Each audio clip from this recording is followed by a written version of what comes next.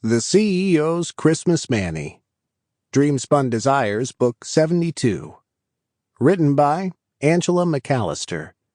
Narrated by John Solo, for Falcon Sound Company. Chapter 1. Nick.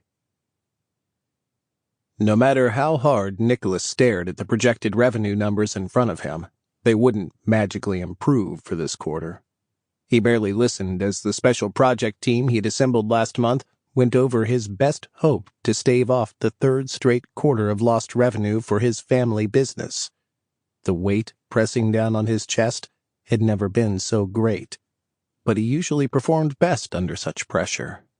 Why couldn't he focus this time? Mr. Price. A little nudge and deep voice at his shoulder brought his attention to Percy, his assistant, who crouched beside his chair, trying to be unobtrusive. Impossible. Percy looked nothing like a CEO's executive assistant, more like the star of a super spy thriller featuring special warfare soldiers or mercenaries. There was no helping that because, aside from their friendship, security qualifications were the primary reasons he had chosen Percy. At the interruption, his VP had paused, so Nicholas motioned for her to continue the presentation, while he stepped outside the conference room to speak to Percy. There weren't any details about the proposed Italian deal Nick hadn't already examined extensively anyway. Sorry, boss. It's okay. Not missing much in there. He waved carelessly toward the conference room door, and then his gut tightened at the sober expression on Percy's square-jawed face.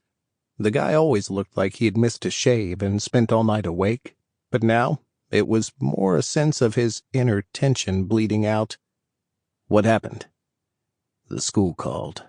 The truancy officer caught Benedict skipping this afternoon.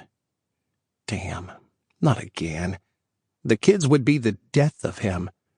It had been 4 years since he'd become sole guardian of his niece and nephew, after their parents died in a fatal car crash.